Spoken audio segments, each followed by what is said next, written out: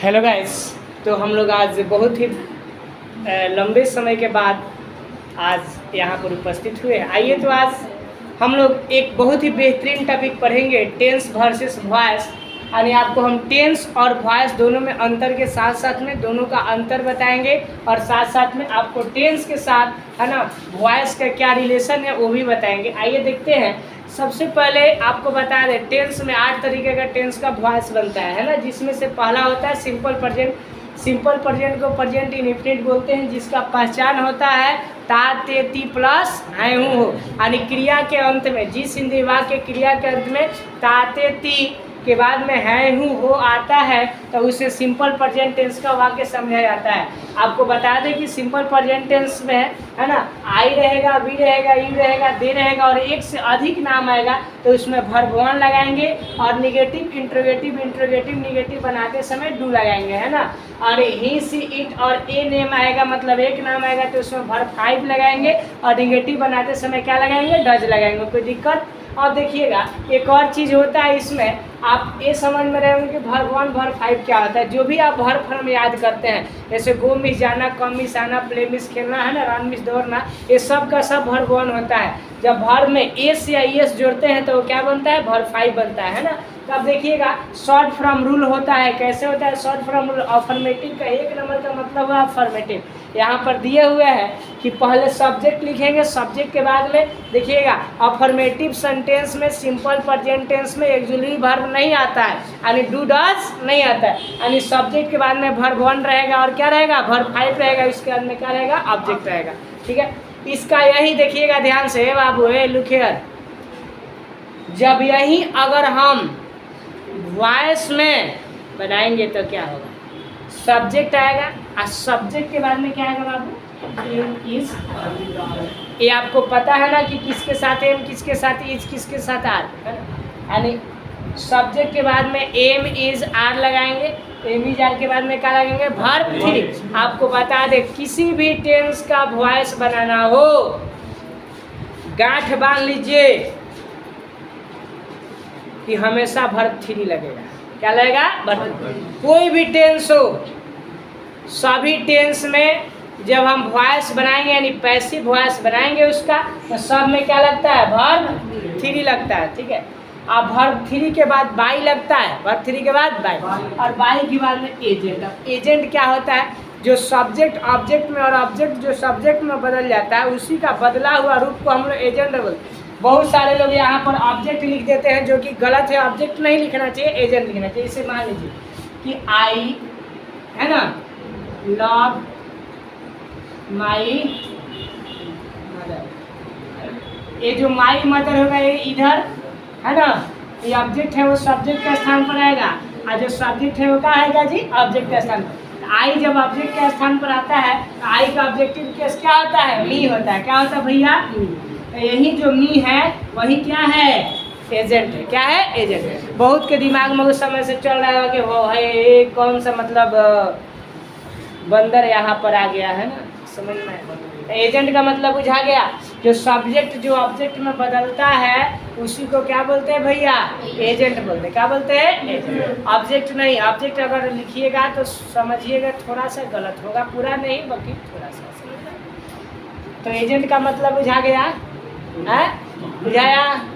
अब देखिए जब हम निगेटिव की दुनिया में चलेंगे, नहीं वाला में, तो सब्जेक्ट के बाद में क्या लगाएंगे हो, डू और डज, और डू डज के बाद में क्या लगेगा, नॉट। और याद रखिएगा, और यहाँ पर वर्ब फाइव भी था लेकिन अब इसमें क्या हो जाएगा, वर्ब फाइव सिर्फ अफर्मेटिव में, सिर्फ किसमें, अफर्मेटिव में। बाकी सब में अब क्या हो जाता है, वर्ब वन हो जाता है, क्योंकि कल ही बताए थे। ठीक है, इसके बाद आप देखो सेम टू सेम यही तरीका का, यहाँ पर डू डज के बाद नॉट है तो इसमें भी एम इज आर के बाद क्या है भैया, और इसके अंदर वर्ब। कोई दिक्कत? अब देखिएगा जब हम इंट्रोगेटिव बनाते हैं तो एक्जुलरी वर्ब को क्या करते हैं जी, सबसे शुरू में लिखते हैं। तो इसका एक्जुलरी वर्ब डू डज है तो उसको सबसे स्टार्टिंग में लिखे, तो डू डज प्लस क्या हुआ, सब्जेक्ट, और सब्जेक्ट का अंदर वर्ब वन, इसके बाद ऑब्जेक्ट, और इसके बाद में लास्ट में क्या देंगे, क्वेश्चन मार्क। यहाँ पर अगर क्वेश्चन मार्क नहीं दीजिएगा तो क्या होगा, गलत होगा। समझ रहा, इसी क्वेश्चन मार्क को हम उस समय बता रहे थे नाक में के नथिया कि ना हो, याद बानू है। अरे बोलो साहब। हाँ लगा मिस्टर यू लुक हियर, जरूरत पड़ेगा इसका बहुत जल्दी आपको। सब्जेक्ट के बाद में इसमें भी देखिए इसका एक्चुअली वर्ब क्या है, एमिजार है। क्या है? एमिजार। तो एमिजार को क्या करेंगे, सबसे बाहर करेंगे एमिजार, अब प्लस क्या होगा सब्जेक्ट, और सब्जेक्ट के बाद में क्या होगा वर्ब 3, इसका बाई इसका एजेंट। अरे यहाँ भी क्या होगा हो, कोई दिक्कत? अब देख भैया, अब चौथा नंबर बना देगा तो नीचे उसमें दिख रहा है 4 नंबर, नहीं दिख रहा? बोलना चाहिए ना। हाँ चौथा नंबर में देखिएगा डू डज के बाद में क्या होता है जी, सब्जेक्ट। यही कुछ नहीं करना है, बस सब्जेक्ट के बाद में क्या लगा देना है, नॉट लगा देना है। इसमें भी सब्जेक्ट के बाद। अब देखिए 5वां नंबर बनाते हैं तो WH वर्ड होता है ना जी, बहुत इसको मिडिल इंट्रोगेटिव सेंटेंस बुलाता है, बहुत लोग इसको WH वर्ड बोलते हैं। क्या बोलते हैं? WH word. तो देखिए भैया पहले WH वर्ड लिखेंगे और WH वर्ड के बाद में क्या लिखेंगे, डू डज लिखेंगे, इसका सब्जेक्ट वर्ब। अच्छा किसी को दिक्कत है क्या, WH वर्ड क्या होता है पता है? बता दे क्या? देखिएगा WH वर्ड क्या क्या होता है। ये हुआ WH वर्ड, समझ रहे हो ना? देखो WH वर्ड में व्हाट मीन्स क्या, व्हेन मीन्स कब, वेयर मीन्स कहाँ, व्हाई मीन्स क्यों और हाउ मीन्स कैसे।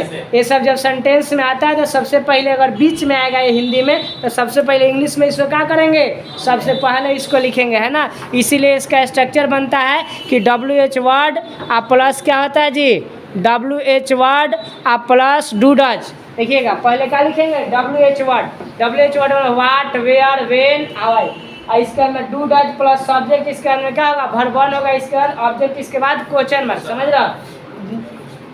पैसिव वॉइस में बनाएंगे तो वही WH वर्ड होगा, इसके बाद में एम इज आर होगा, सेम टू सेम वैसे। देखिएगा इसको एग्जाम्पल के तौर पर, ये देखिए सब्जेक्टिव और ऑब्जेक्टिव केस है। क्या है? सब्जेक्टिव और ऑब्जेक्टिव केस। देखो आई का ऑब्जेक्टिव केस क्या होता है, वी का, यू का, ही का, सी का, दे का, इट का, और कोई भी नाम आएगा तो नाम के बदले में नाम। समझ रहा हो ना? ऑब्जेक्टिव केस का मतलब ऑब्जेक्ट, अगर ऑब्जेक्ट में मी है तो सब्जेक्ट में, ऑब्जेक्ट में अस है तो सब्जेक्ट में you, him, her, them, it, नाम। कोई दिक्कत? अब देखिएगा इस पर हम कैसे एग्जाम्पल देते हैं आपको। हाँ तो एग्जाम्पल देखेंगे, जैसे एक्टिव वॉइस में है कि मैं जाता हूँ तो मैं का हो गया आई, आ जाना का क्या हो गया गो, आई गो यानी मैं जाता हूँ। इसका अगर हम पैसिव वॉइस बनाएंगे तो होगा कि मेरे द्वारा जाया जाता है, तो मेरे क्या होगा आई के साथ में क्या लगेगा एम, इसके जाना का क्या होता है go went gun, I am गोन यानी मेरे द्वारा जाया जाता है। नेक्स्ट देखिएगा रानी नहीं हंसती है यानी निगेटिव सेंटेंस दिया है, तो रानी डज नॉट लाफ। इसका अगर हम पैसिव बनाएंगे तो यहाँ डज के साथ नॉट है तो यहाँ इट के साथ नॉट हो जाएगा और वर्ब 3 का वर्ब 3 हो जाएगा। ठीक है, आप लोग क्यों पढ़ते हैं, क्यों का क्या होगा भाई WH वर्ड है, देखिए क्यों का वाई होता है वाई, और आप लोग के साथ में डू लगता है यानी स्ट्रक्चर का अनुसार तो वाई डू यू रीड, और इसका आप लोग के द्वारा क्यों नहीं पढ़ाया था सेम उसी तरह वाई, इसमें क्या होगा आर, इसका यू, इसका रीड। देखिएगा अब बिना ऑब्जेक्ट वाला था, ऑब्जेक्ट वाला बता रहा है कि राम सीता से प्यार करता है, तो राम लव सीता है ना। इसका पैसिव बनाएंगे तो सब्जेक्ट ऑब्जेक्ट के स्थान पर, यानी जो राम जो है ये क्या है सब्जेक्ट है, राम जो है सब्जेक्ट है, सीता क्या है ऑब्जेक्ट है, तो ऑब्जेक्ट सब्जेक्ट के स्थान पर और सब्जेक्ट ऑब्जेक्ट के स्थान पर जाएगा। ठीक है, तो सीता शुरू में, तो इसीलिए यहाँ पर सीता को शुरू में ला दिया सीता, सीता के साथ में अब स्ट्रक्चर देखिए एम इज आर, तो इसमें क्या लगेगा इज, और लव का वर्ब 3 लिखेंगे ना, सीता इज लव, और लव के बाद में क्या लिखा है वर्ब 3 के बाद में बाई, और बाई के बाद एजेंट, एजेंट क्या है राम है तो राम को यहाँ लिख दिए। पुनः आपको हम अगले क्लास में प्रैक्टिस कराएंगे, तब तक के लिए धन्यवाद। अगर कोई दिक्कत है तो पूछिएगा, है ना।